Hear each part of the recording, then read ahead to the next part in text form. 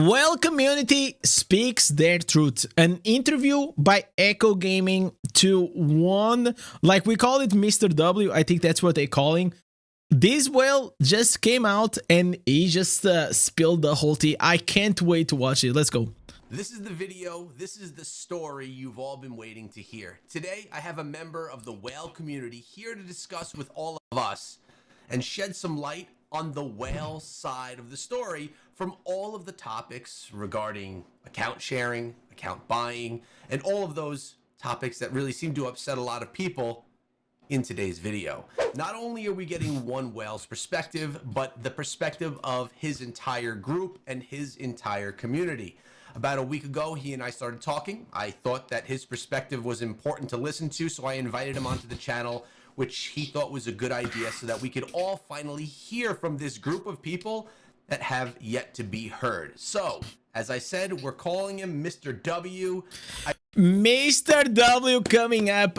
Man, first of all, thank you for your service and thank you for coming and give us like the inside information that we need. Let's go. I appreciate you coming to the channel. I know you're kind of going out on a limb here today, talking amongst everyone here on the channel regarding and for the whale community, but we know why you're here.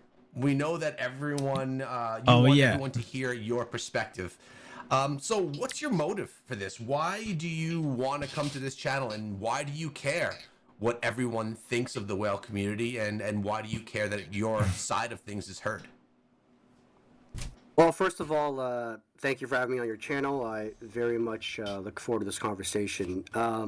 Yeah, you know, I'm here because I think it goes without saying that, as you briefly mentioned, there's been a lot of controversy and heated discussion around some of these recent topics involving not just individual whales, but like communities and clans and servers and whatnot.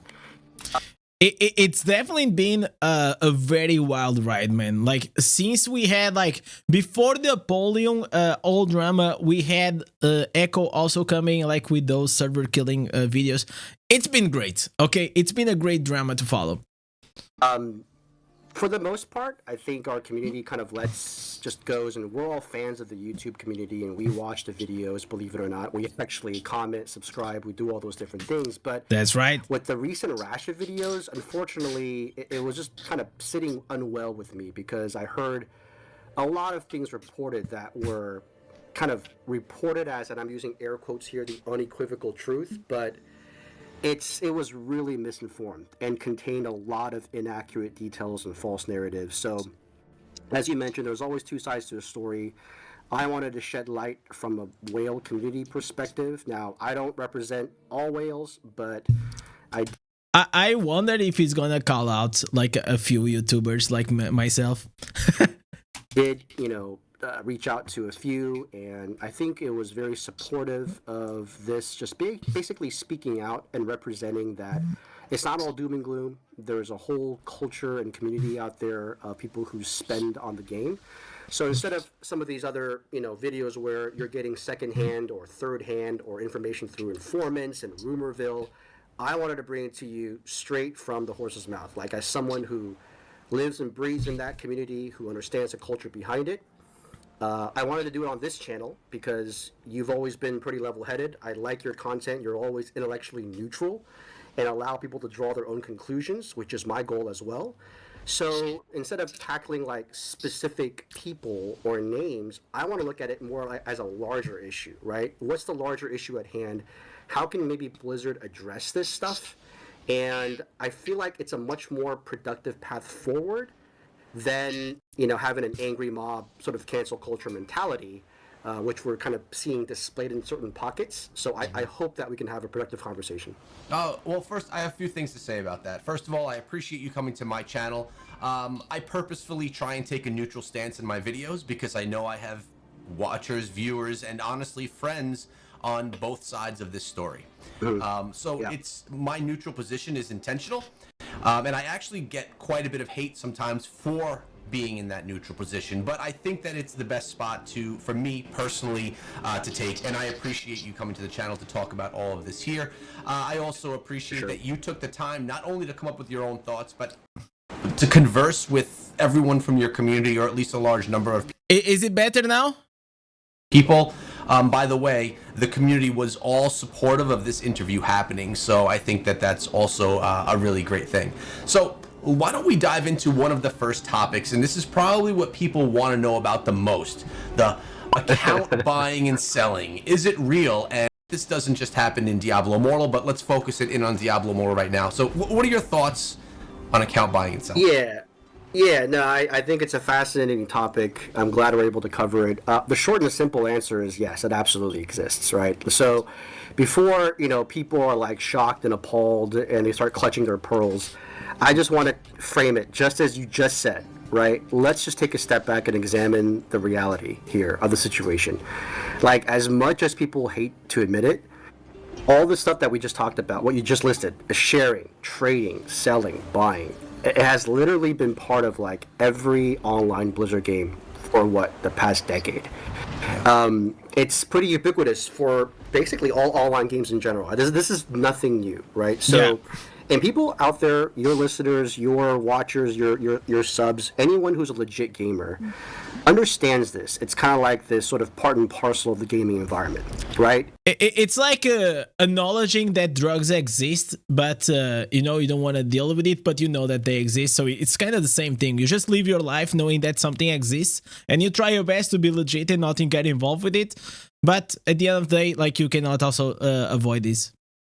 And I would say anyone who acts like they're holier than thou and pretends otherwise, I think they're just kidding themselves, right? So you have to understand that this happens not only at a high-res level, it even happens at a low-res level. Like, this is not even exclusive to a whale activity.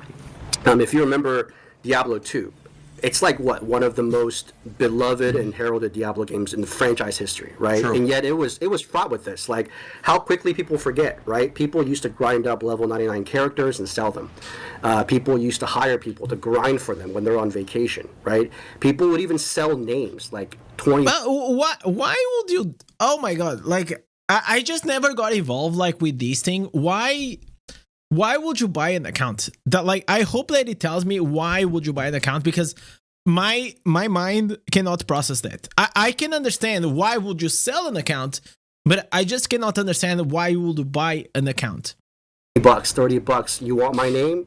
I'll sell the rights to you, and I'll change my name, and you can have, like, it was running rampant, right? So now, don't get me wrong. I'm not here endorsing, like, okay, I didn't say that the drugs and purchasing accounts is the same. I'm saying that that they exist. There is a problem that exists.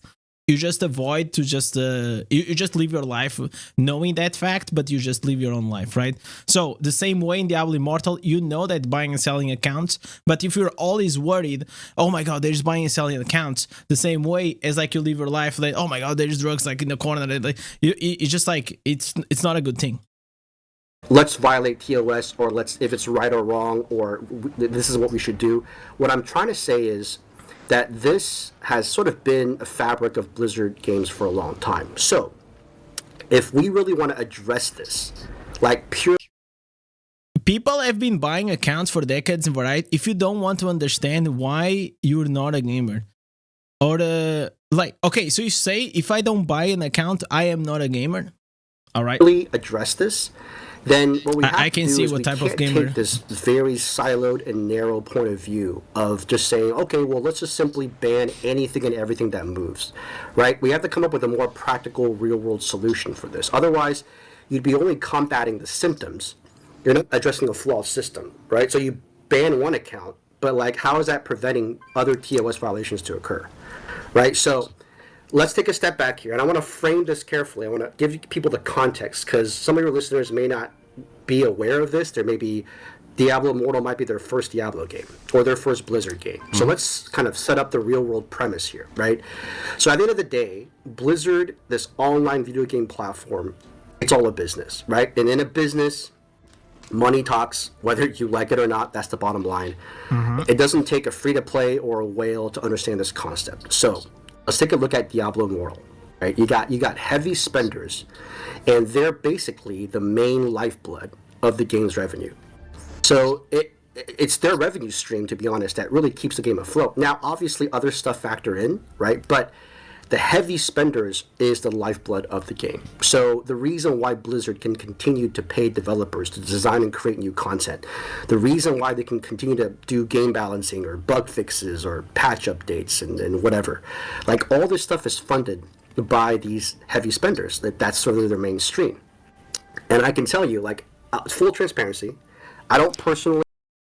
Why do you purchase a used card? Okay, so I'll like try to explain the difference between a used card. A used card, like you use it as a tool to just like go somewhere, right?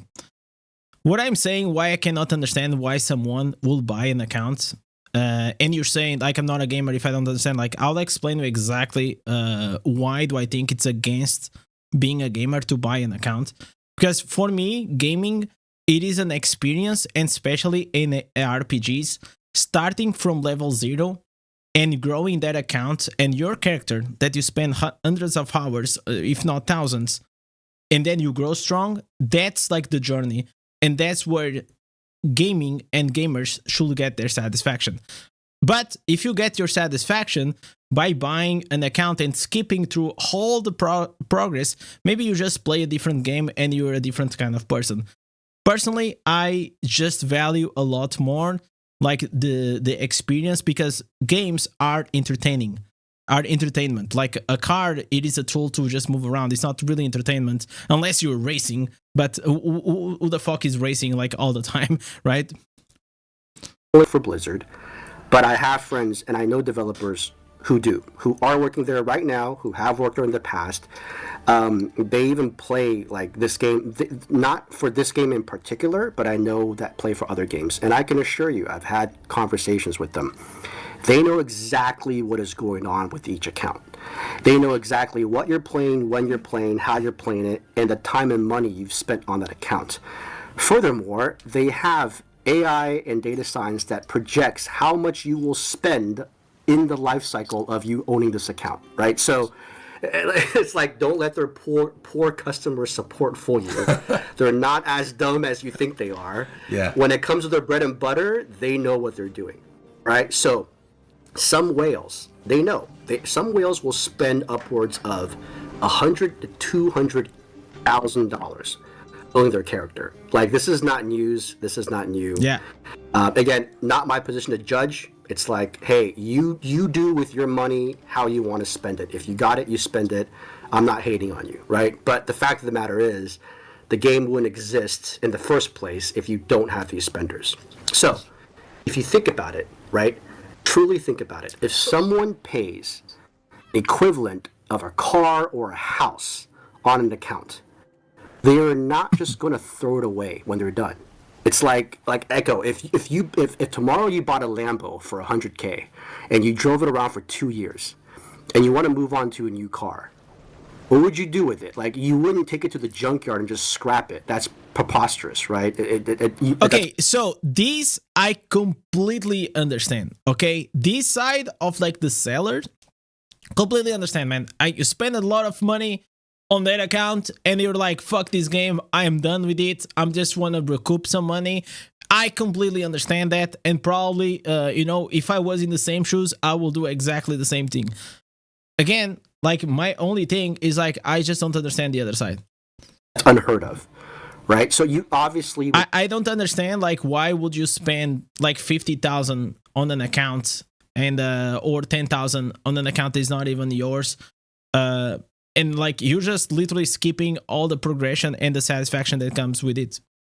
Try to sell it, or I don't know, like, do something with it, sell it most likely, so that you can recuperate some of that money. Even if it's pennies on the dollar, of course, something's better than nothing, right? Of course, yep. So these accounts, depending on the residence, depending on the secondaries, depending on the pets, there's a lot of different factors, right? Even down to as minute details as, are your gems PvP geared or not, right? Are they PvE gems? Are they PvP gems? Everything comes into scrutiny. These accounts can go anywhere between $10,000 to $30,000, right? And so again, the same reason why people buy fast food instead of making food at home. Yeah, it's like people that they just don't care about gaming in general, you know, like they don't care about like the experience or personal achievement, and they just want to skip it to be strong. And then probably those gonna be like the people that's gonna quit the game the fastest, because like there's literally almost zero emotional attachment to those characters. Suffice to say, yeah, it's not $100,000, but $30,000 is a huge chunk of change to the average person, right? So it's reasonable to conclude that these whales are selling to other whales. These are not maybe the blue whales, but they're what we call the dolphins, right? So they'll still pay for these accounts, and they're still going to spend on this account. Like the revenue stream doesn't stop, and Blizzard knows that, right? So because anybody who's going to spend that much on an account, they're going to want to keep playing. They're going to want to keep improving. They're going to want to keep enjoying the game. And I'm just like, what is this build that? What is this build that that the Echo is playing? Keep enjoying by you keep spending. So rest assured, right? Blizzard knows exactly which accounts are heavy spenders, which accounts are the $5 monthly passes. Like, it's very clear for them.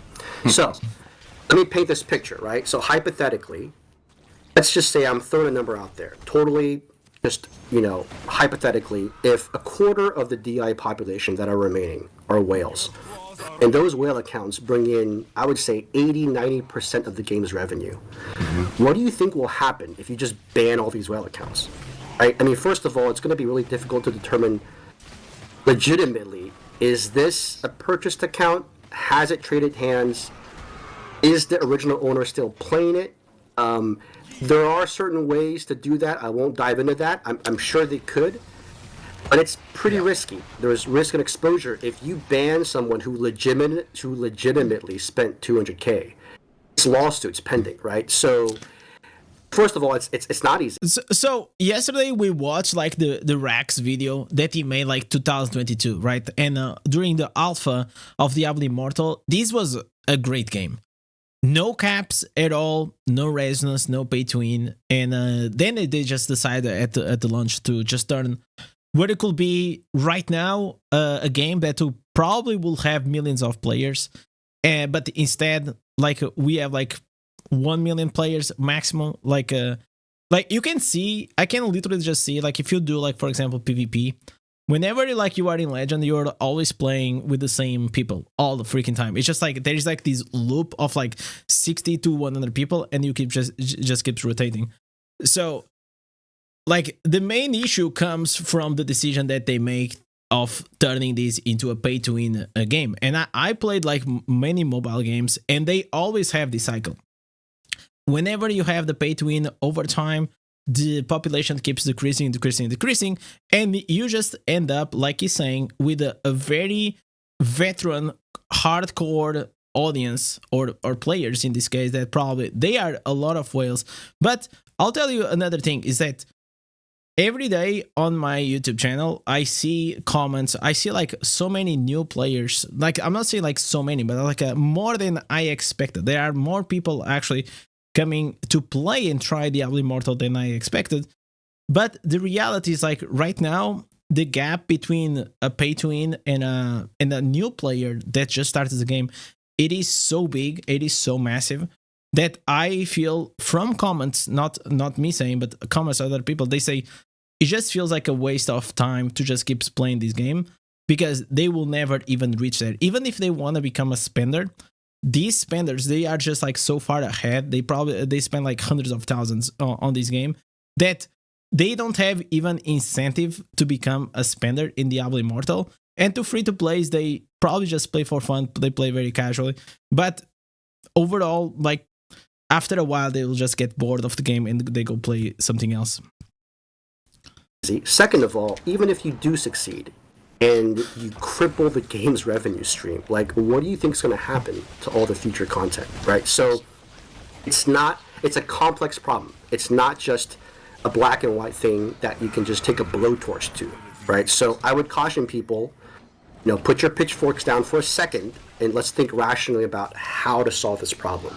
Okay, so you might be thinking right now, all right, well, you made some good points, like this is all fascinating information, but then how do we actually address it. You can't just outright ban everything. Well, what should you do? Well, for me, I actually think the video you made, what was it, a few days ago or last week, about the marketplace is actually quite brilliant. This has actually been talked about in the community as well. Like, we've talked about this because it actually makes a lot of sense, right? Think of the situation in California, right, where they were spending so much money and resources trying to police marijuana, and they realized, you know what, this is a... See? Oh my god! See, you guys were... listen, the guy is literally giving the same example that I did with the drugs. This is a never-ending, impossible these guys battle. understand.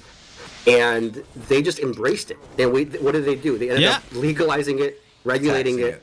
Yeah, it's just like, you understand, you just try, like here in Portugal, we try our best to just help the addicts. And I think it should be that way, like the same, because like this problem will never go away. Make it against the TOS will also not be solved. So they have to find another way to just work around.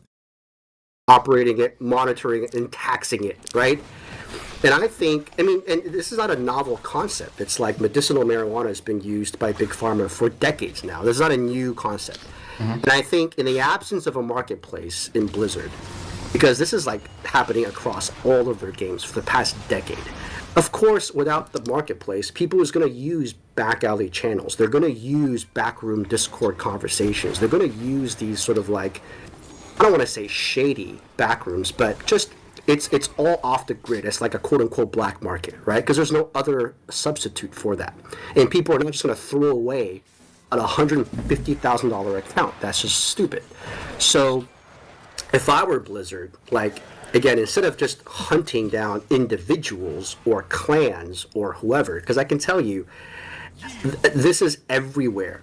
Anybody you've ever met, there's a chance. I look at like Diablo Immortal, and I just cannot see why would you spend like hundreds of thousands of dollars in this game. This game is not worth that.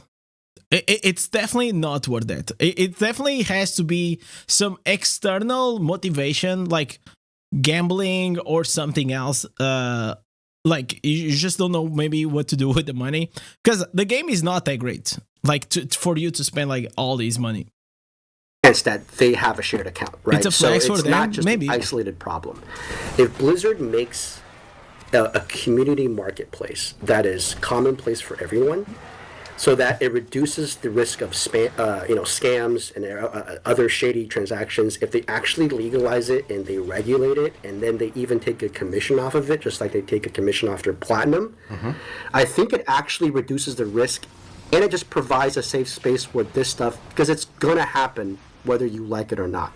And we know that Blizzard, I don't know if they're going to enforce TOS all the way, but if you're not going to do that and there's a gray area, then instead of hiding from it or stepping away from it, let's address it. Let's put a spotlight on it, and let's make it into an actual feature for the game. That's sort of where I am with this whole... I don't think this will ever happen with the Western Blizzard. I don't think so.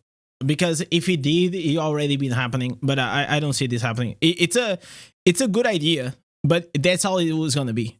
Topic. No, I mean, you made so many great points, and I had thoughts come in my mind and leave. At the end of the day, you're right, and this is something I've said for a long time regarding how whales support this game. From the first month that the game launched, I was always a huge advocate for Diablo Immortal and the update schedule. No, listen, I can understand buying a Lambo, by the way. Like, that I can understand. I cannot understand, like, spending so much money in a dead game. That's all I can say. Every month, we have a pretty... And in the Lambo, you own the Lambo. Here, you don't even own the character. Like, it's your account, but if you read the TOS, it's not even yours. Like, if Blizzard, next day, he wants to shut down the game, hopefully they won't, right? But you don't own anything. Like, it's literally on the TOS. Decent update. Most months there's something pretty good, and some months it's like, okay, it could have been better. But the update schedule inside of this game and the new features that we get on a regular basis is pretty great compared to other mobile games. And that's because Absolutely. of the amount of money that they're getting from it. I mean, pay to win games are going to make a lot of money, and then they're able to add that to support the development team to make new content Yes. on a regular basis. So I very much know that my $15 a month on average that I spend is not supporting this type of development. And I've been very vocal about that. I know this. And I think everyone knows that if they're free to play, they're not supporting the game financially. If they're buying the battle pass, you know, they're minimal support, which is fine. Right. And that's honestly, I actually think a quarter of the It's people fine. playing the game still, I think that would be a huge number. Yeah, it's like both sides, they need each other. Like pay to win need the free to play to smack them and flex their wings, and free to play need the pay to win. Like they both have to exist, because like without free to play, there's no reason for you to keep spending the money, because like there's nothing to do. And free to play without whales, there is also no games and no updates. So it's like every time you have like these free to play pay to win games, you always have this dynamic that both need each other. So that's why I'm a bigger advocate whenever like you have games like League or Valorant that they monetize like with skins. I think like monetizing with skins, cosmetics, or convenience, it makes like the game so much more healthier. And you can see that, like you can see like what is like the most popular ARPG in the world, like right is Path of Exile, and it is for the reason. If they were all whales, I don't even think that it's that big of a number that 25% of players are playing are whales. Maybe there's stats out there that I don't know, which could very well be. But that would actually, in my opinion, be a large number. But yes, the issue that you rose up, the people out there with the pitchforks that want to ban all the whales for buying and selling accounts, that point of then what happens to the game, because it's no longer going to be making the money from the players that are really spending. Is the game going to die? Can they pay for development? Will updates stop? Now, man, this guy is so annoying in the chat. I'm gonna give you a timeout, because like you keep saying that I don't understand business. Like, relax, I understand. Like, I think like you're too emotional attached to this, and I think you need to take a step back and just take away like the keyboard a bit. not saying I know that this is a very sensitive topic for a lot of people, and they get like extremely emotional when it comes to it, you know. But let's enjoy. Let's listen to what he has to say, and then we go. Echo, I used to watch him all the time when he played Raid. He's a good guy. I really like it. 10k plays, average person. You constantly cry about it. Bro, I don't even cry about this. What are you talking about? You clearly don't know my content, and you clearly don't know where I stand. For me, I am completely fine if you buy or you sell your account. It doesn't matter to me. It doesn't affect my gameplay, and it doesn't matter. Like, you know what I want from this game? I just want the game right now to give me something to do, because I'm really bored. I want them to give me something to grind. I couldn't care less if a whale is spending money on it or not. It doesn't affect my gaming experience. And again, you know that I play the middle of the field. Thank you guys for advocating the change to help free-to-play and low spenders. You tried to warn us a video covering racks, 98 players. Those are the facts. I know. It's just like, in general, chat, all players scared, and most of the times why people stop playing a video game, it is because they just get bored. Because video games are meant to be fun and are meant to be entertainment. And right now there are so many sources of entertainment around the world, like that. If this is not grabbing your attention, you just go play something else or just go watch something else. Not saying that that breaking terms of service should just be an okay thing. When you look at it as like a law or a rule in life, you know, if you break a rule, there should be a consequence. So I definitely see, how people that are against this, why they're against it. I understand that. But I also see the consequences that would come if Blizzard did put their foot down and start doing this, which, let's be honest here, it may be a massive reason as to why they haven't been doing that. And you talked about a few friends that you have that work at Blizzard or wherever they may work. I also very much agree that they know who's doing what inside of the game. They have the tech to be able to know who's buying, who's on an original main account. I spent a lot of time working with Supercell in years past. So these things that people sometimes say, oh, they don't know. Like, of course Blizzard knows. Like, it's a fucking $1 billion company. You guys think that they, at this stage, they don't know who is buying and selling accounts? Of course they do. It's so clear. That's why, in general, like, it's not even up to me, and it is not even my responsibility to deal with this. Even whenever it was that thing with Apollyon, I said that at the end, it is always on Blizzard that to solve this. It's not content creators or anything.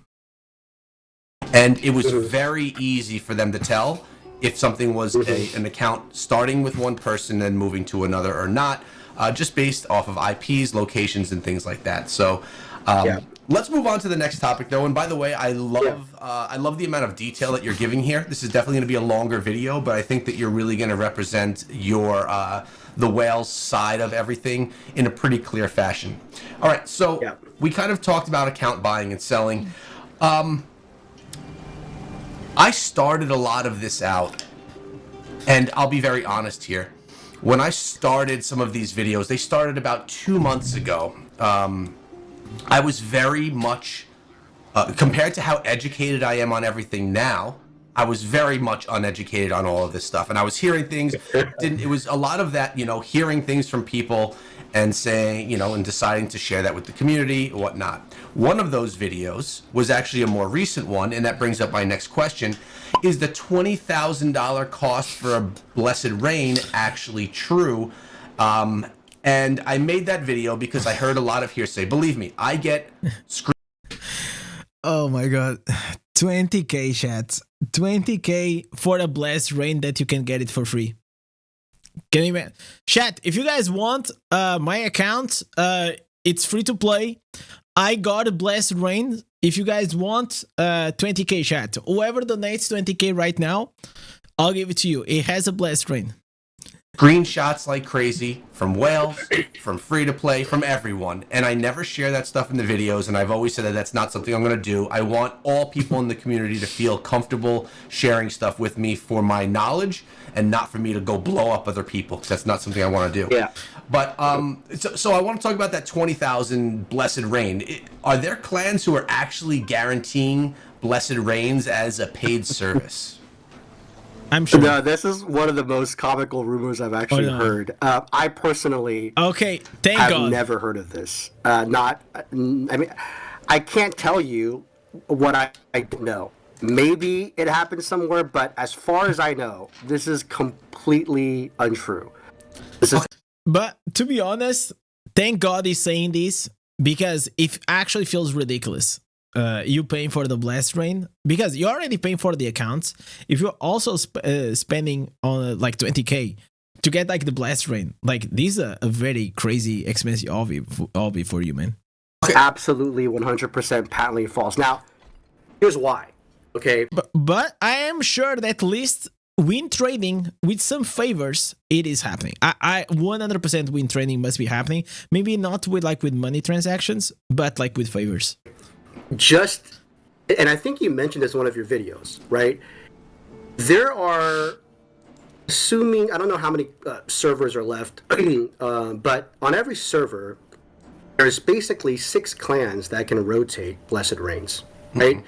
And we can talk more about this whole Blessed Rain rotation, all that stuff later as well.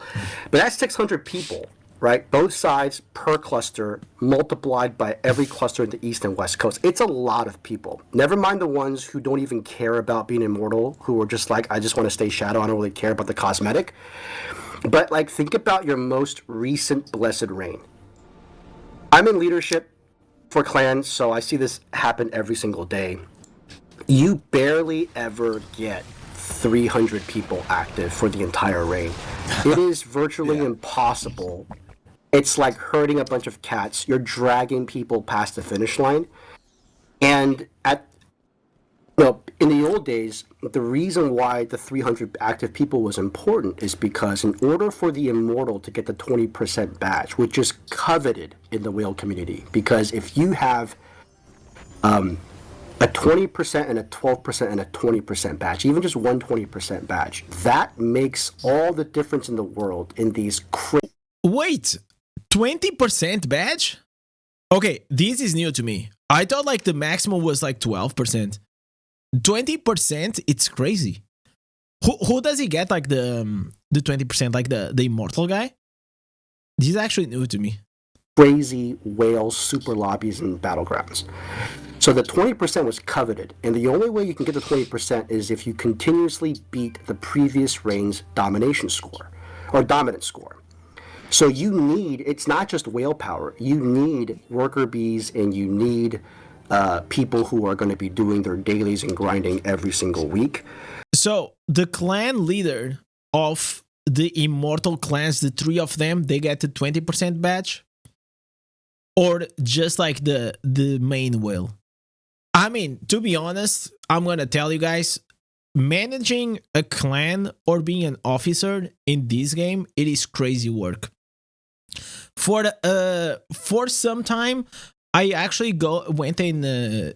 I wanted to go and become an officer for another clan that I was, and then as soon as I went on the trial, and all they wanted me to do was like spreadsheets, like rosters. Bro, it felt like, Mo, I don't have time for this, man. So what I'm trying to say with this is like, I really respect and appreciate people that go out of their way to manage all these clan stuff, because it is work. It is very time consuming, and so yeah. So as many people as you can, but it never happens. There's always people who are dropping off, and so you're trying to grab whoever you can, right?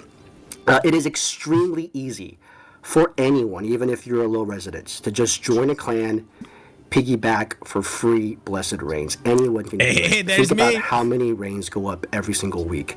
The idea that someone or some clan is going around and personally going from individual to collect $666 using Venmo or PayPal is just utterly ridiculous. It's like completely laughable. We can barely limp across a line with 300 members.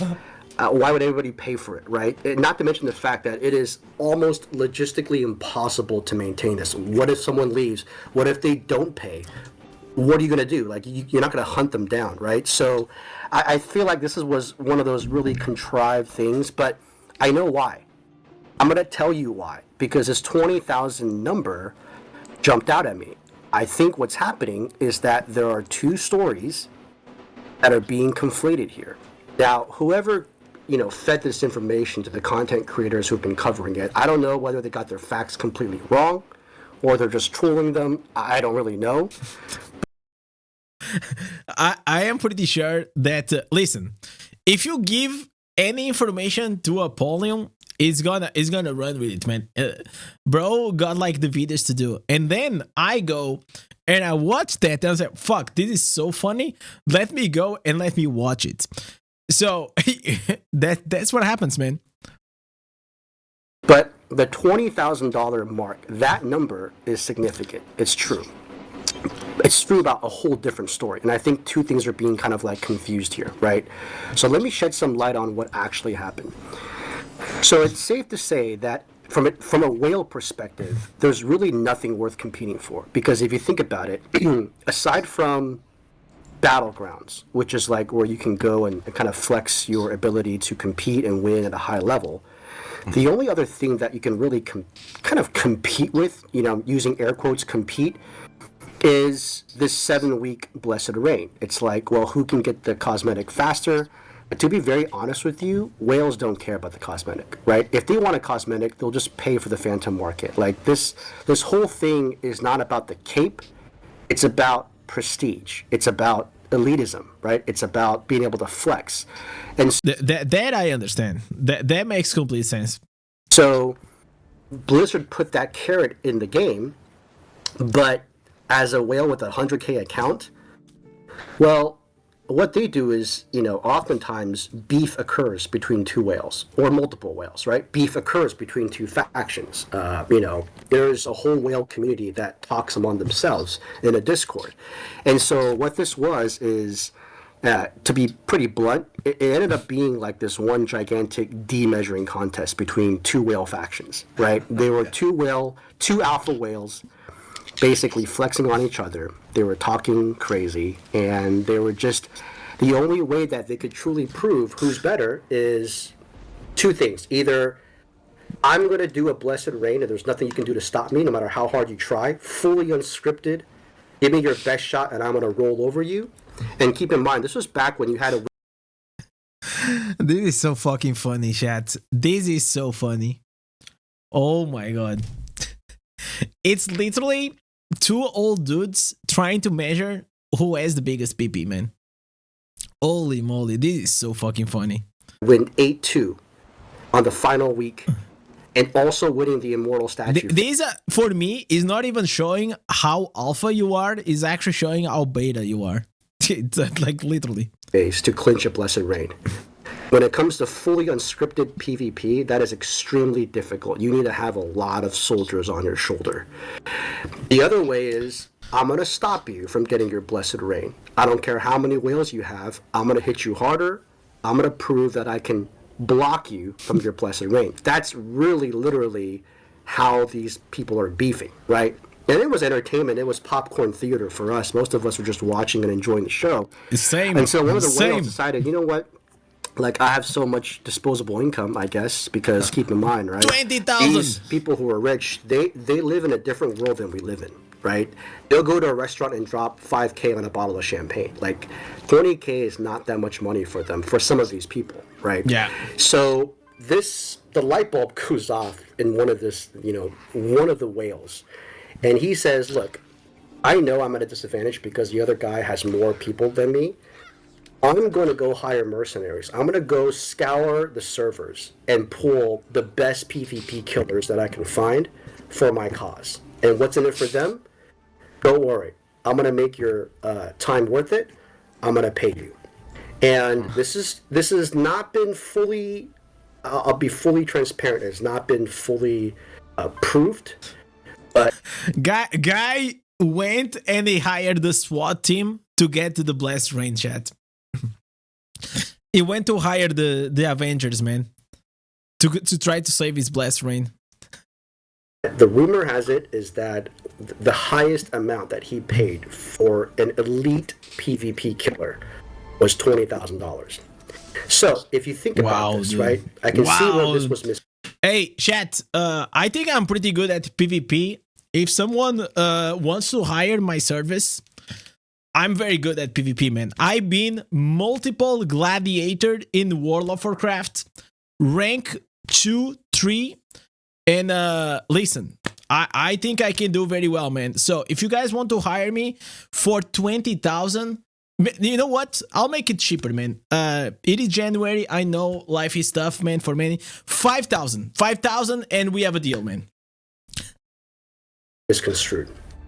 All of a sudden, these crazy killer whales descend on your server. All hell breaks loose.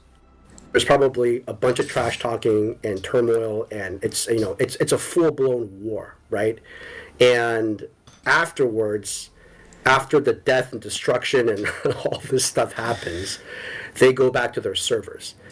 From a person who's playing casually, what does that look like? It looks like somebody came, destroyed everything, and left. Was it collusion? Was it all bought and paid for? I can see how that's being misconstrued. I'll take the offer, chat. But I honestly think that two stories are being conflated here, and whales have whale battles, whales have whale wars, they have whale beef. Yeah. And a lot of times it's not as deep in tinfoil hat or conspiracy theorized as people think.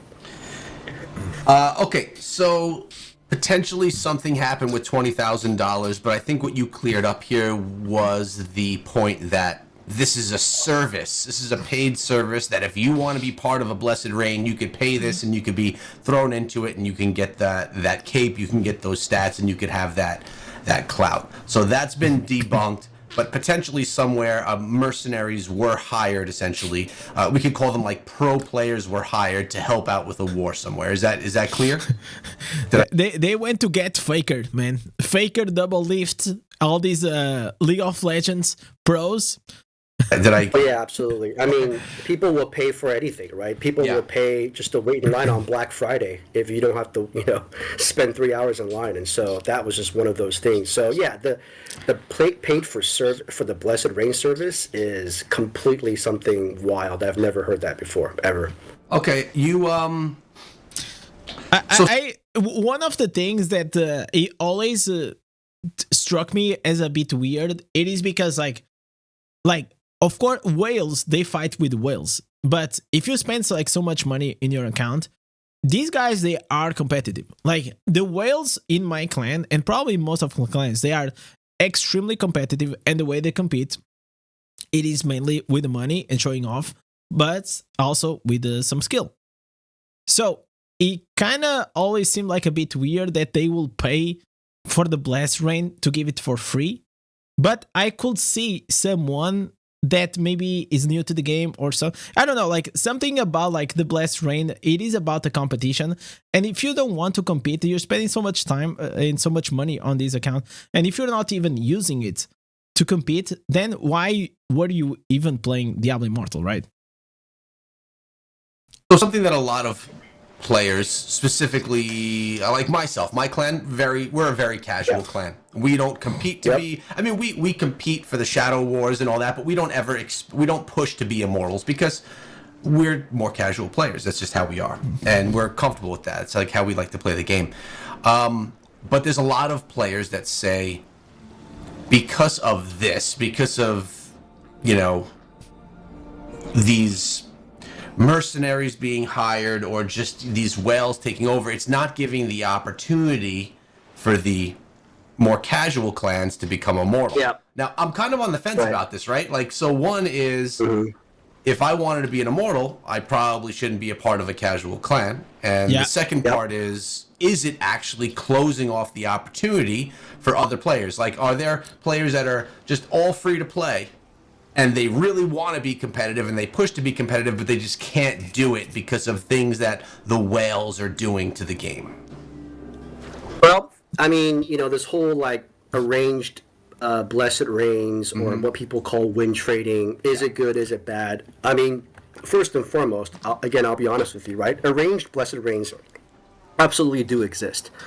They're happening almost on every single server. I can tell you right now that we know who the whale clans are. We know who the whale actors are, the participants are. There's very, very few servers that are actually competitively competing for a blessed rain. That's just the God's honest truth, right? But I think everyone's so misguided in their sort of anger and hatred towards this notion that they forget how we got there in the first place. I'm a day one player, right? So in the very first few weeks and months of the game, if you recall, everything was very new. Every clan was figuring out what Immortal was, what Shadow was, how it even worked. When the first ever Immortal clan ascended, everybody quickly realized that during ROE, the Shadows had to win a minimum amount of games each week to overthrow the Immortal. I believe week 1 was like 5 matches, week 2 was 4, so on and so forth. At the beginning of the game, there weren't that many whales, right? So as long as one clan had few whales, they literally dominated everybody in right. It was not even close. And keep in mind, during those times, there were no limits to how long you can stay immortal. Like the longest we've ever stayed was 10 weeks. Right. Really? So you could say almost forever as an immortal. That's crazy, man. 6 clans on my server that trade reigns. On Pools of Wisdom, right now there's like literally like two alliance. So even if they try to be competitive, they just gonna keep bouncing between each other. I think like the healthier that you can have is a server maybe like with 3 alliance, but again we go back like to the same problem. There aren't like enough players to have like 3-4 alliance in a server. Like actually competitive players trying to become an immortal, and with that level of dedication, and there aren't. So it's already like very hard for even to gather like 2 alliance, because people are always trying to recruit new players.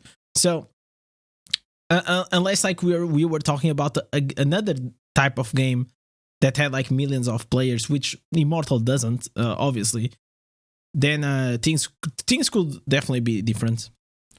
So you could literally hold on to it forever until you're bored or until someone knocks you off. And it quickly became clear to a lot of clans that it was going to take extremely long time. So what did clans do? That's when the politics began. It didn't begin recently. It began like in the first Immortal reign. Shadows started to DM, whisper, message other clan leads. It's like, hey, if I send you a big resonance player, you'll have a higher chance of winning your ROE match, right? So if I seed multiple Shadow clans in ROE, the sooner we can win more matches, hit the goal, and overthrow the sitting Immortal. And if you help me do that, I'll promise that when I ascend, I'll take you guys and somebody else as my 2 ally clans, right? So, but think about this here. Like, is anyone naive enough to think that this wasn't part of the plan for Blizzard, right? I mean, to me, it's like a stroke of genius. The collusion and the politics, in my opinion, was 100% by design, because it motivated folks to spend, to get stronger, to dominate the cycles. So the creation of competition creates incentives for whales to spend, right? I mean, the psychology behind it is diabolical, but it's pretty genius. It's a smart business design. So you fast forward to today. Nothing in these games it's done by like that was not revealed by like a team of like probably like 20 people. Like they are always like, especially in these mobile games, they always make their decisions based on data, on like psychology, on like trying to trick players to emotionally make them keep spending more and more and more. And if you're a free to play and you never spend anything, unless you have like very good mental fortitude to just like keep not spending. But there is like this term when it comes to mobile gaming, which is the icebreaker, which is, like when you see like those offers of 800% value, that was a meme for Diablo Immortal. So whenever you see like these crazy deals, all they want is for you to make the first purchase. Because after the first purchase, which is, for example, the Battle Pass, then you are more inclined to go and spend more and more money. So Mirror Jewels, for example, in the game, is not... listen, the reason why they don't announce Mirror Jewels, it's like literally their intention, because they want you to spend the Legendary Crest, and they want you to, whenever the Mirror Jewels comes, and if you don't have enough crests and you feel like that FOMO, that oh my god, I'm not gonna have like this double event, then you go to the merchant and then you spend orbs and then you just spend a bit more in the game. So all of this is done by design, and it goes like so deep, and like you said, and very well, it is diabolical. And you have like literally centers, like this goes very deep. Look at the changes that they've recently made, right? Now the statue... And it's not only these games. Social media does exactly the same thing. There's like this research center outside of like Las Vegas that they like, it's sponsored by big tech, big casinos, and they all gather the data to try to make things more and more and more addicting. It's actually insane. Phase doesn't matter anymore. You can lose a statue and still clinch a blessed reign. Some people don't even know that, right? It's a recent change they made. Now, instead of winning 8-2 at the final week to secure a blessed reign, you only have to win 7-3 in both week 6 and 7 to secure a blessed reign. These numbers aren't by accident, right? Just look at the math. Blizzard literally made it so that the 3 Immortal clans can punt 3 matches every week in ROE, consolidate all their power, and guarantee they win 7 out of 10 and secure blessed reign. It's easy. Those 3 clans that they're punting to, well, guess who they are, right? They're the other 3 clans in the blessed rotation. So they've basically handed you an endgame template that sets up 100% a reality where 6 clans dominate a server. 3 clans rotate with the other 3 clans. Now, let's just say, all right, this is polluting the competitive nature of the game. And even if you get rid of all the whales in the game, I mean, guess what would happen, right? Those 6 vacant spots, I have no doubt, will immediately be filled by the next 6 strongest clans. Yeah, there may not be whales, but the politics and the collusion is never going to end. And if you don't think those 6 clans that replace those 6 whale clans are going to open up Discord and talk amongst each other to do the exact same thing as the clans they've replaced, I mean, we're just being delusional and intellectually dishonest with ourselves, right? Yeah. This is not collusion. It's literally the state of the endgame. It's based on politics. It's based on. Do you guys think like because like the audience it is slightly older or like very old on this game, these things are these politics they happen more often? Because can you guys imagine like kids in Fortnite like trying to collude with each other instead of like trash talking each other? The power consolidation. So I think that, I think we're vilifying clans a bit for doing it. I think it's more about the natural selection and the survival of the fittest, because I think ultimately it's inevitable that you're going to have some semblance of 6 clans filling that role to rotate the reign. Does that make sense? No, it makes a lot of sense, actually. And I agree with you that, well, first of all, that it's happening and that it's typically happening with spender clans because you're the stronger ones that are up there. I do agree that if all whales were banned and then the free-to-play clans came up, they would still obviously use tactics that they can to maintain that reign, especially if this unwritten blueprint. They will do that and they would speak with each other because they have to. It's not like only one guild. It has to be like 3 guilds. So the alliance is like the whole system, the way that the Immortal system is designed, it just incentivizes like this behavior. Print that was made by Blizzard, which is maybe a strike of genius by their business model to make more money, was put in place. I don't disagree. And actually when the game came out, and, I was in all the test versions of the game for, I believe it was like a year. We didn't know about pay to win during that time. We didn't know until the very end about the Immortal Shadow status. And as soon as we learned about that, it was like, all right, this is going to be a political game and that's going to get messy. And I mean, absolutely. Like you said, probably by design. So I just to conclude this topic, we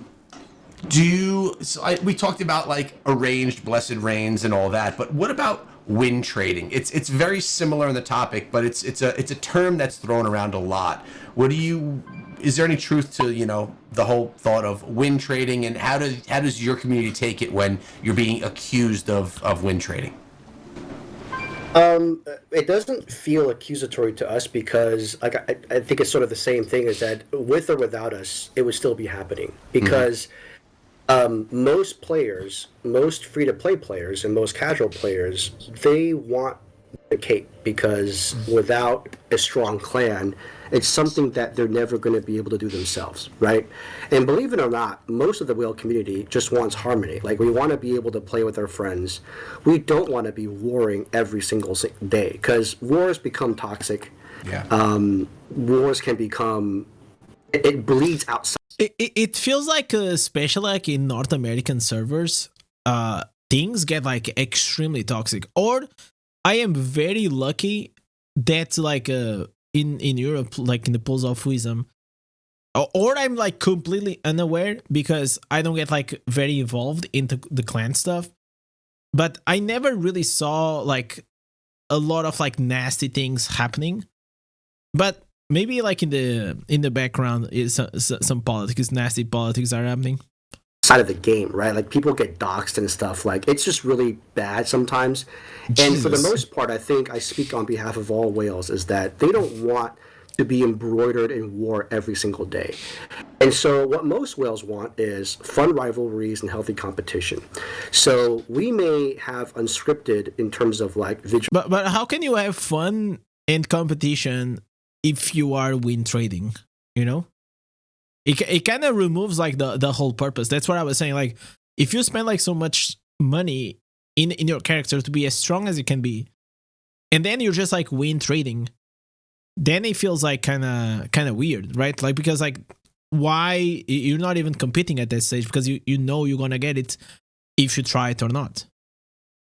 Of blades, we may have unscripted in terms of vaults and ROE and whatnot, but the idea of, hey, if you allow us to get this 7-week blessed rain, it's kind of like, you scratch my back, I scratch yours.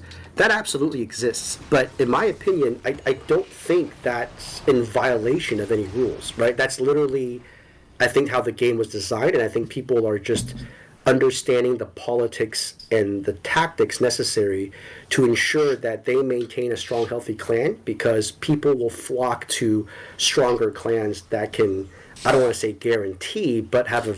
By the way, I want to take just a small second to appreciate this guy. First, he got a great voice, a great mic, and thank you so much for doing this. Very strong chance of getting a blessed rain, since that's the only endgame carrot that is available right now in the game. Once people roll off, as a lot of these clans are basically one blessed rain away from getting the last cape, you're going to see a very large shift. For all the people who are complaining about this is getting stale, the win trading is always, it feels like it's repetitive, keep in mind that a lot of these whale clans are going to get their final cape.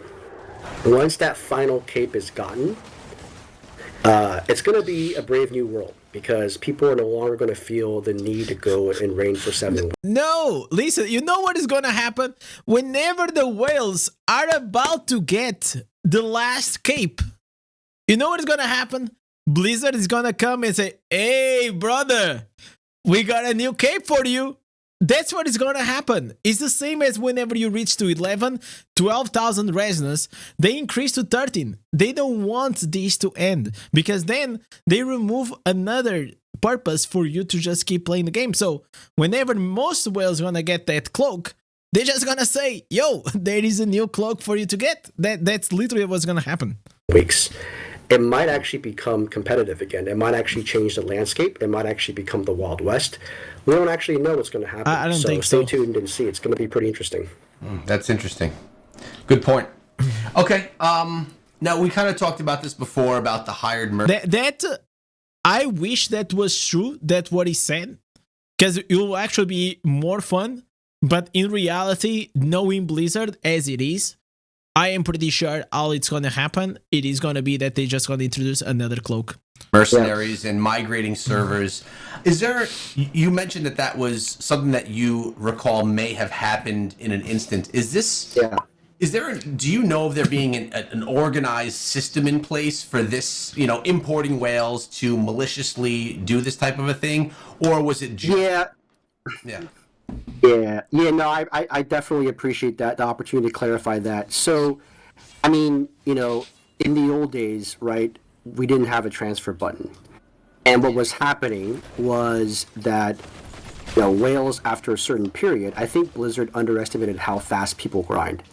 And they were able to max rank their gear, max their resonance, max their stats, and just be able to get a lot of the end game stuff done very quickly. And the problem with that is that when you have whales who are essentially at the end game prematurely, from Blizzard's perspective, I think that's probably the worst place to have your heavy spender population be. Why? Yeah. Because as soon as the whale realizes there's nothing left in the game to spend money on, guess what happens next, right? They move on to the next game. Yes, and you know what? I'm not even a whale, and I'm feeling this. Because after I finish my gear rank to level 30, now I am also finishing the secondary, the set items. I just feel like I am... It's not like I'm ready to move on to the next game. I'm just ready to move on to the next challenge that Blizzard is going to give me. Because whenever you lose the purpose of logging in, it is literally the worst thing that the game can do to you. So the $1 million question was never whether or not these guys would keep spending. They're going to keep spending the money. I mean, it's their hobby. The $1 million question was whether or not they were going to spend the money on your game or someone else's game.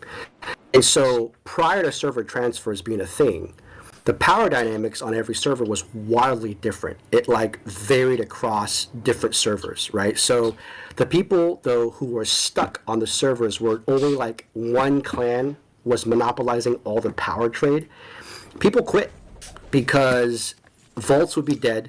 There's no challenge. There's no competition. There were no blessed reigns back then to grind. Most clans intentionally stayed as shadows because Immortals was such a huge distraction and a chore. There was so much politics. And so whales decided to quit because they were just in prison on a game with nothing to do. Echo, it's still, I'm sorry, but I have to... Bro, Echo is still like level 27. Fuck, man, it's really fucking casual. God damn. Still level like 27, 24, 26. Because they were just in prison on a game with nothing to do. So servers were bleeding out. Blizzard knew that this was not going to work. They put the server transfer button in there to make it legal so that people can go and meet with friends, team up together. It's kind of sparked and revitalized the competitive landscape in the game. And it kind of created parity among all the different servers, right? Because as soon as that server transfer button was announced, I believe if my recollection is correct, not too long after they announced the whole Blessed Reign thing. So they knew that powers would shift, powers would align, and it would basically even out the power distribution across all the servers. What I mean by that is if you already know that this server has 6 whale clans and you're looking for a Blessed Reign, you're not going to join that server. You're going to transfer to a server where there's only one whale clan and start your own alliance, right? Because that just made more sense. So it actually helped them distribute the power and create parity. So in my opinion, I think it was totally by design. Now, to answer your question, I think I just said that to establish the fact that server transfer in and of itself is not a bad thing, right? Now, as far as abusing server transferability to try to perform like hostile takeovers and stuff, I don't actually think, outside of like 1 or 2 clans that I can think of, I will not name them, but there are clans who are toxic. There are clans who just want to, like Alfred said in The Dark Knight, some people don't want a reason, they just want to watch the world burn, right? And some welcome to the Joker world. Sometimes that happens, but I would say that in general, there are very few groups of people whose sole purpose is just to go to a server just to annihilate it. Because like it'd almost be like crapping where you eat, right? Because if you, I feel like that to be honest, maybe it also comes because like those whales are fucking bored, man. It's just like, you know what is gonna be fun? Imagine if we all go to this server and we just fuck up everyone. We just annihilate it. Wouldn't that be fun? I feel like you burn down every server. What's the end goal? Are you just going to destroy the game? Like it's like buying a car then destroying the road that you have to drive the car on. Like I don't see the purpose of that. So I don't think everybody in the whale community thinks like that. But I think it's all about perspective. Okay, so let me give you a good example. Echo, I don't know if you've seen these movies, but I was a huge fan of the Zack Snyder Man of Steel and the Batman v Superman movies, right? I don't know if you've seen those. Have you seen those? I have. I'm Do you bleed? the guy where you ask if I've seen a movie and I almost always say no. Never was a huge movie guy. Sorry. Never. Okay, so for the people who are listening, they're going to know what I'm talking about. So at the end of the first movie, right, you see Superman the hero and you see Zod the villain, and they're just fighting it out. It's the epic climax of the movie. They're in Metropolis. They're doing their crazy CGI fight, and they're just destroying everything around them. Right? They're leveling the city. Mm-hmm. They're going crazy at each other, and finally, at the very end, Superman wins. Good guy wins. Hooray! Everybody's happy. Happy ending. Happy life. Happy story. Everything's done. What I found interesting is that in the next movie, the director chooses to retell that same epic climactic fight, but from a different vantage point. It was from the vantage point of someone on the ground of the city where the action was taking place. And instead of the whole like, yay, Superman, you're helping us win, he was looking at death and destruction, buildings falling on top of civilians, right? An entire piece of cement dropping and killing, like, it was carnage. And I think, to me, that's a good analogy for what I'm trying to describe here. I think from a perspective of, well, where are you coming from, right? Let's say a toxic clan descends on your server and threatens to do a hostile takeover, right? Wouldn't it stand to reason then that the opposing clans on the server who care I really liked the example that he gave. about their community? So pretty much we are the guys that are on the ground and getting smashed by the buildings, by the way. Will stand against them. And if the opposing clans realize, let's say they're severely outgunned and outmanned, wouldn't it stand to reason that they would then sound the alarm and call for help, right? So now if these allies come, because server transfer is a thing, and there's relationships, there's networks, and friends help each other out, if these friends come to defend that server from a hostile takeover and all war breaks out, who determines who is quote-unquote right versus who is quote-unquote wrong, right? So the history says, well, the winner gets to write the history books, the losers don't, right? But if you ask a casual member, let's say from the losing side, maybe they were part of, unknowingly even, part of the alliance where they were the ones that started the beef or started the war. If things don't go their way and you're on the losing side, right, people's feelings get hurt, clans may disband, war bands may disband, people might want to leave the server because they don't want to participate in war anymore.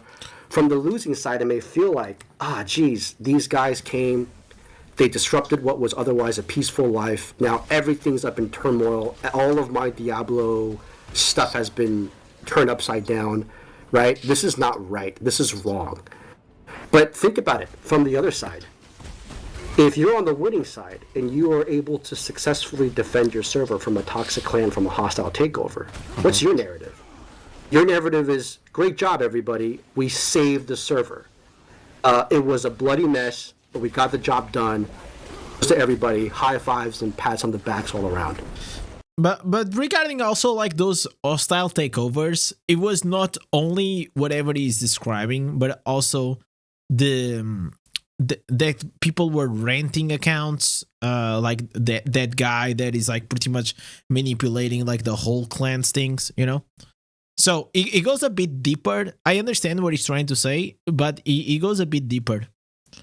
So I think it's really hard to say. There really is no like right or wrong in this. It's more about, it depends on which side you're on, right? Every side, every time two big factions collide and erupt in war in Diablo Immortal, there's going to be people who are negatively affected, and there's going to be people who are positively affected. And so again, and I think, okay, and I know that people will say, okay, that's fine and all. I can totally accept that, except what if it's paid accounts, right? You are using paid accounts to quote-unquote manipulate and turn the tide of a war. And for that, I would go back to my earlier response to say, well, if the paid accounts thing is the main culprit, if that is the de facto bottleneck that we just can't get around, again, I would encourage Blizzard to really consider this problem and say, well, why don't we legalize it and make it an actual thing? If it's going to happen anyways, and people are really bent out of shape by having quote-unquote illegal accounts participate in the game, even though it's basically ubiquitous everywhere by now, then let's address it head on, put a spotlight on it, and let's actually turn it into a regulated thing. That would be my response to it. Yeah, something that I've actually realized a lot over the past 2 months, I was not aware, and I think that a lot of people that are more casual players don't realize how many people that you play with on a regular basis are actually buying and selling accounts and are actually participating in the stuff that you're. Chat, press 1 in the chat if you bought or you sold an account. I want to know if I'm like Echo, that I have like people like here in my chat that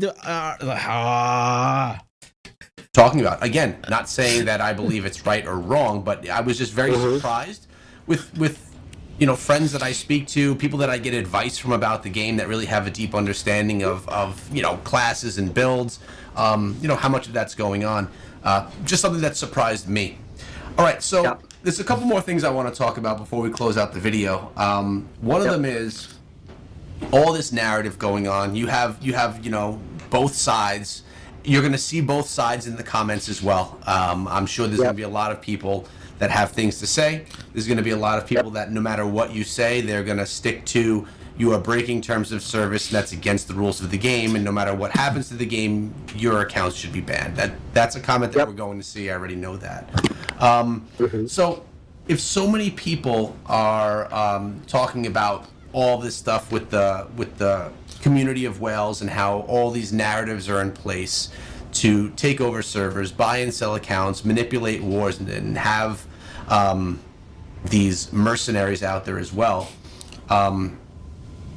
Why? The mercenary part was actually very fun to hear.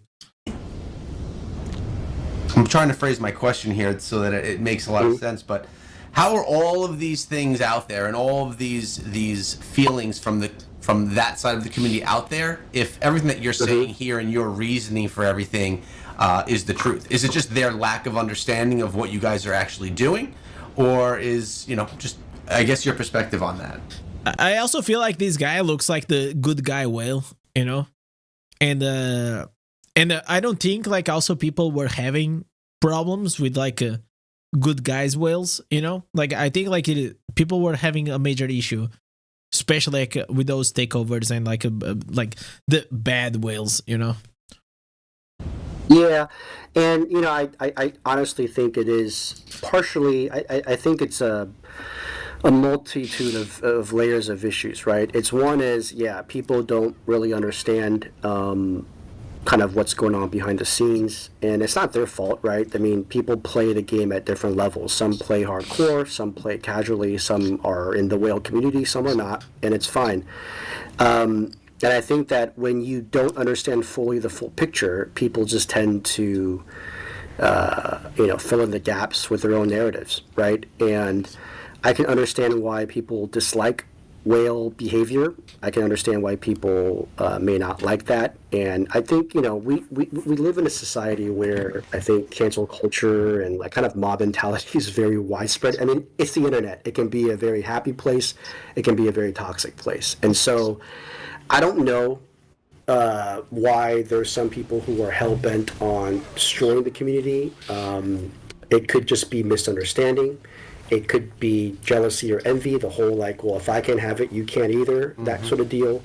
Or it can just be like people just don't realize, and hopefully this video and all the answers shed light on some of the other ideas and some of the other truths and facts about what's happening behind the curtains.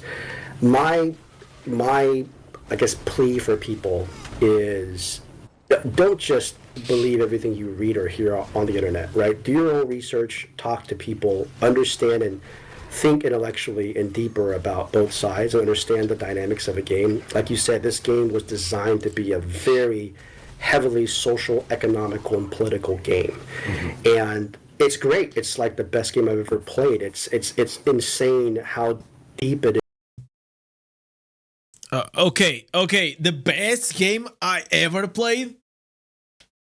All right, chat.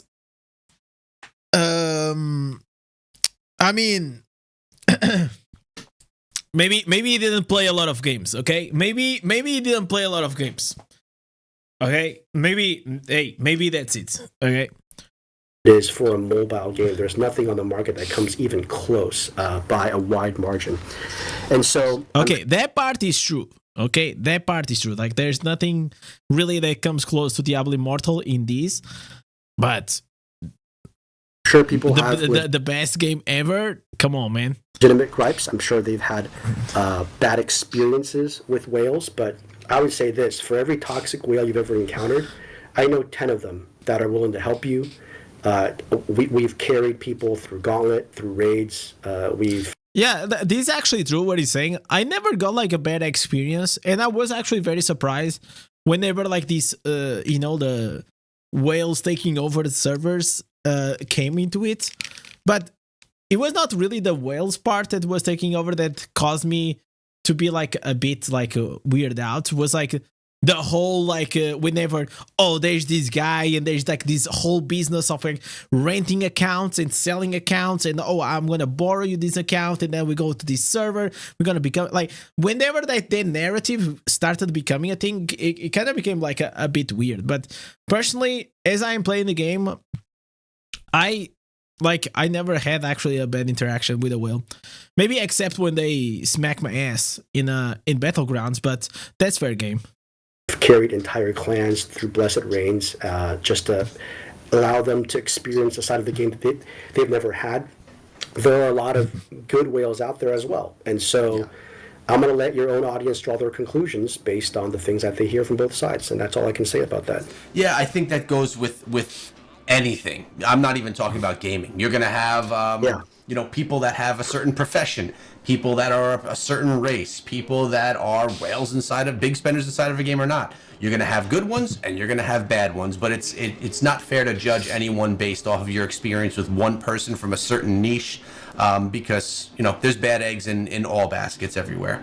Yep. So good point there as well. I appreciate that. Let's talk really quickly about mass reporting. I know this has been a massive problem. It's a tool that's used inside of the game. It's a big issue. I mean, my assumption is Blizzard put this tool in place so that if things are actually going wrong in the game and people are doing things that are negative to the game, that the community would come together and report that person. That doesn't mean that they would get a mob of people reporting the person, but if I happen to go see something inside of the game and someone doing something illegal in the game, I'd have the ability to go report. Mind you, I have never reported anyone ever inside of the game. Guys, I reported some bitch ass. When they are like AFK, I reported some guys. I'm gonna tell you, I don't give a fuck. It's just not something that I would probably ever do in any game. Not because I'm against doing it. I'm just not that guy that's going to do it. But it's being used as a weapon. It's just not me. Yeah, I mean, I think most people are in the same boat. But the way that the system works, because it's being monitored by AI robots or whatnot, it's not actually going across someone's desk where they're reading each report and then deciding this person should be banned. To think that a system like that's in place would be, silly. What do you think? I mean, it's clearly being used as a weapon. Yeah. It needs to be, in my opinion, addressed in some way by Blizzard, either by removing it from the game because it's impacting the game in a negative way. I mean, I'm talking people that are not even whales are getting banned. I'm talking about people that maybe someone has a particular gripe with that person and they have their community that just go, attack. Yeah, this is just like stupid. Like if you get like 50 reports, like which... As a clan, you have like 100 people. It's very easy for you to get like 50 reports. And you go, it's just like, you know what? This guy, we're going to mass report him. And then he gets in trouble. Like, I feel like that system needs to be at least reviewed. That person for reasons that may even have nothing to do with the game. So how do you feel? And have you been a part of any of, like, a victim of any of that? Yeah, I mean, absolutely. I mean, I saw your video about the one Reddit post, right? And even a year ago, it sounds like it was happening. It's still happening now. I absolutely agree with you. The word you used was weaponized, and I think it's 100% true. I think the intention is great. I think the execution was flawed, much like a lot of other things in this game. But, yeah, I just think that I think what they need to do is just make it so that, you can still collect all the information. You can still have people report bans and mass report, but you need to have a validation or some type of milestone checker. You can't just have an auto ban because that is just insane to me. You need to have it so that you have the reporting capabilities to flag a certain account if they've been reported on excess of whatever 50 times 60 times, right?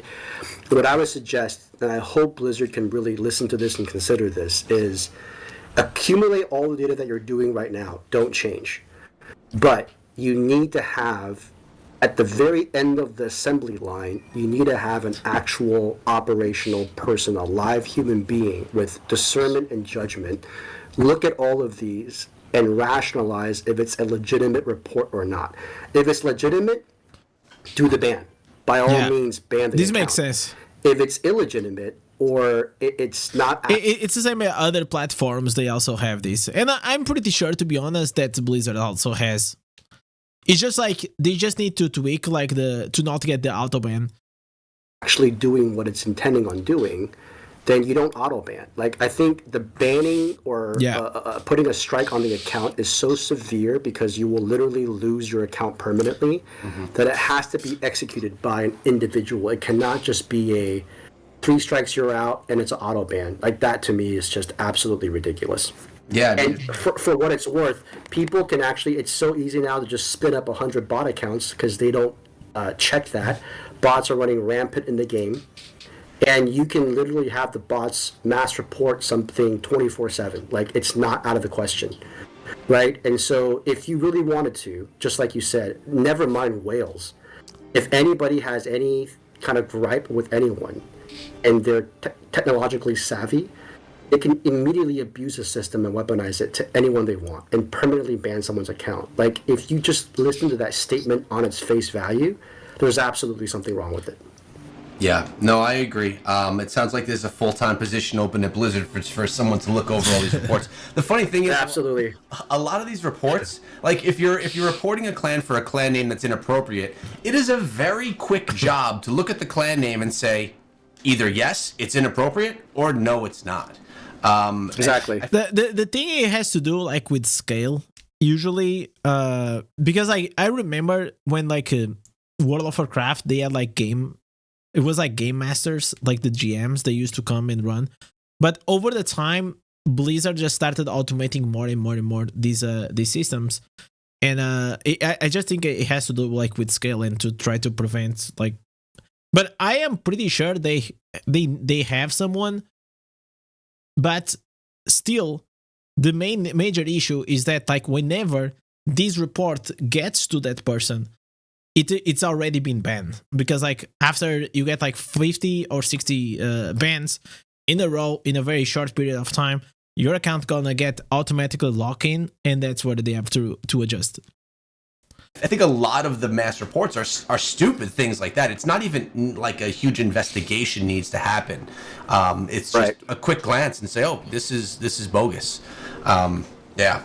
And regarding people in the community feeling a certain way about the whale community, I mean, honestly, it's not fair. There's also whales that are out there that are going to probably have a different opinion than you and your community that you're sharing here today, because like you are not, all whales are not created equal. All groups of whales are not with the same agenda. So there's definitely differences there. But at the end of the day, there's a lot of people that have their opinions that are making them vocal. And I'm talking about obviously some content creators, myself included, right? I hear stuff, I learn about stuff, I'm shared stuff, and I say, okay, I'm going to make a piece of content at it. I know personally that I'm never doing it in a malicious way. But there, I don't think like at least I also talk for myself. Like at the end, these are all contents for content creators, and they are trying to find a way to get to the biggest amount of views. And if something seems interesting and it's gonna cause like what is happening, so that will actually lead, usually most of the times, for more views, more exposure. And that's just like the job of like a content creator, is knowing how to be an attention whore, pretty much, man. There are people out there that do, and I'm not saying content creators, although maybe there are, I don't know, but just people in general, just trying to, because, and it's mostly out of, you said jealousy and all of that stuff. I think it's also out of anger too. They get upset and angry about things that are happening inside of a game that they also have a passion for in some fashion. I feel like if you get angry, like about any of this stuff, I think you listen, open the door and go outside. You know, there is no reason. Like, this is a video game, okay? We can discuss, we can have fun, and just like sometimes, like, of course, like I'm gonna do my part and I'm gonna say, oh, this is so trash, this and this. But bro, after I never get like really mad or like too invested. Like, I am invested in my character. I enjoy the game, and I just wish I had more things to do. And that's the only thing. But regarding this, don't get like too offended, don't get like too passionate, don't get like too furious or angry. It's not worth it, man. And that's just how they address it. You know, everyone handles them in different ways. Yep. I guess I want to ask you your closing. I kind of wanted him to talk about, but I don't think he will, about like the multi-account, like with the bots and all these things that they have. Like, do they hire like these pilots or not? I kind of wanted it, but I guess not. Yeah, let's get to that before I ask you another question that I have. Closing thoughts or things after having this nearly hour-long discussion. Anything that you wanted to share that maybe we breezed over, or you didn't really get in depth enough that we can do right now? At the end? I appreciate the opportunity. Yeah, I think, look, the bottom line is either we enforce all TOS or we don't enforce it at all. Like, I don't know how to solve this problem. I don't have the answer. But what I do know is that can't be arbitrary, like based on someone's feelings or emotions, right? We can't weaponize and witch hunt people for personal agendas. We gotta rise like the problem is the same as whenever we were discussing like the bots and all these things. It's the gray area. It's like nobody really knows if some things are legal or not. And I feel like Blizzard, they should just be a bit more clear above that pettiness and propose creative solutions for Blizzard as a community on how to emphasize fair play, right? It can't just be all focused or centralized on one person's political warpath, right? And, you know, the game is far from perfect. People who play the game are far from perfect. But we're having this conversation here because we love the game. We want to continue seeing it succeed and thrive. And I don't think we would be here having this hour-long conversation if we didn't. And so, look, you just got to prune some branches from a tree from time to time if you want it to bear fruit. Like, but if it doesn't turn out the way you want, you can't just take an axe to it, right? Like, you got to see the forest through the trees. It's a complex game with complex politics and complex problems. It's not black and white, and so therefore the solution. Bro, they make it seem also like, and I understand it's complex, but you know what is not complex is whenever I look at the graph and I see that it's going down, and like all I see is the player base going down, down, and down, and I wish they will start addressing more like the core issue of the game. Is like at a certain stage you stop having things to pursue, and people just get bored or people get lost after like the main quest and they quit. We don't have new players because they don't really see a way to get stronger because there are no catch-up mechanic systems for you to even be slightly competitive. I think like those are important issues, that's way more important than these, because I don't think like players or the casual players that just started the game, it's like, oh my god, there's like this video that said that there's buying and selling accounts, oh my god, I'm gonna stop playing this game. You know, like I don't think people think that way. People just over time they just stop playing the game because they get bored. It won't be black and white either. It's multiple shades of gray. So I just want to encourage the community to come together. Let's be rational. Let's intellectually think about this, right? I don't want it to resort to any of this type of denigration or demonizing of particular clans or whale individuals or communities in general, because I think that's just a toxic way to solve a problem. And you actually lose credibility with your own community if you keep doing that, right? So I'm confident that people can listen to this, draw their own conclusions. The great thing about the truth is that it's something you don't have to worry about sugarcoating. In due time, it's always going to reveal itself. So I appreciate your channel. I appreciate you, man, for having me on, and hopefully we can do this again. Yeah, I mean, first of all, you're always welcome back to, have a discussion. I think that people are going to enjoy this video because it's something that's never been heard. So that's a huge part of why I wanted you to have on. You have an open invite to come on at any point in time. I also really appreciate how well put together your discussion was. You didn't 100%, man. That's why I stop in the middle of the video, because like the guy talks like really well and explain like with great examples. Curse anyone by name. You didn't call out any clans. You kept everything very general, which is exactly what I like to do on this channel, because I never want to throw anyone under the bus, whether they are right or whether they are wrong, whether they are out for good, whether they're out for bad. I try to keep everything, as I said, neutral. So I really appreciate you, and it's not even like we had to have a big discussion about that, but I really appreciate you coming on as an adult and having a nice adult conversation.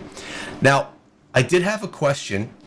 It is a little bit off topic, but now that I have a whale who spent quite a bit of money in the game on a call and who represents the community, why Diablo Immortal and not something like a Diablo 4 or a Path of Exile 2? Now, I think I may know the answer to this, but the amount of money that you and your community spend on this game, you could spend a lot less and play one of those titles, which are arguably better games, whether you believe that or not.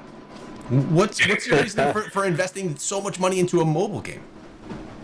I think at this point it's more about the community than the actual game, right? I think man, I hate this answer, and I hear this answer like so many times. And I think this answer, it's not about the game, it is about the community.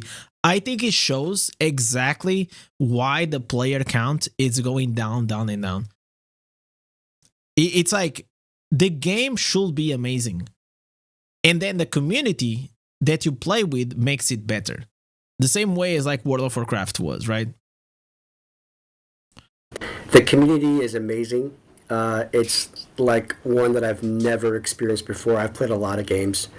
And so people spend because you want to continue supporting your community, you want to continue supporting the game, and you want to compete. I mean, all of us who do this are highly competitive, and we want to be the best of the best. And unfortunately, and you know, like, we know, right? It's a business model. You know, people will pay $20 for a cup of coffee.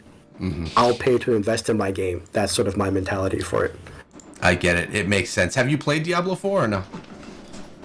I have not played Diablo 4. I've played all of the other previous ones leading up until Diablo Immortal, and once I got here, I knew I was going to play it because first mobile game for the phone, it was absolutely a no-brainer. But once I got into it and I saw how deep it was, I was like, this is one of the most brilliant games I've ever seen in my life. No, I appreciate the... Okay, dude. I feel like you should play some other games. Listen, this game, it has a very good community sense. That's for sure. I feel like it's one of the things that Diablo Immortal does well. It has some depth, but it's not crazy. You know, it's not crazy that as a video game. Context. I had a feeling that you were going to talk about community. I mean, Diablo Immortal also offers things that those other two titles don't offer, and it is this whole mechanic that we've been talking about in here today. Yeah. But Mr. W, at the end of the day, I really do appreciate your time. I appreciate you taking... Is investing not playing? No, it's not investing. You don't invest in a video game, you spend. Those are the different things. The time to talk to your community and really get a whole consensus really about the topics that we were going to talk about today, so that we weren't just hearing from one person, but someone that represents a much larger group. So thanks for your time for coming on today. I really appreciate it. And as I said, you have a welcome invite back. What a great video from Echo, man. I loved it. It was really good that we have a different perception and a perspective when it comes like to this well and why. It's just like what he said and why they do what they do. It's, if you just think about it, like it's obvious, but I mean, in certain ways I can see like why he's so invested, like because he's really invested. Like whenever you have like this amount of emotional investment, like on your account, on your friends, on your community, plus you have like hundreds of thousands, it gets like extremely hard for you to leave this game. And but besides like he's saying that this was the best game he ever played, like I feel like if he wants it and give it a shot to other games, but he just won't. I don't think he will, because whenever you are like this deep in the rabbit hole, it's like it feels like you can't, you know. But really good job for Echo. If you guys still are not subscribed, probably you guys are already, but go there, drop him a like, drop him a sub. This was a great video.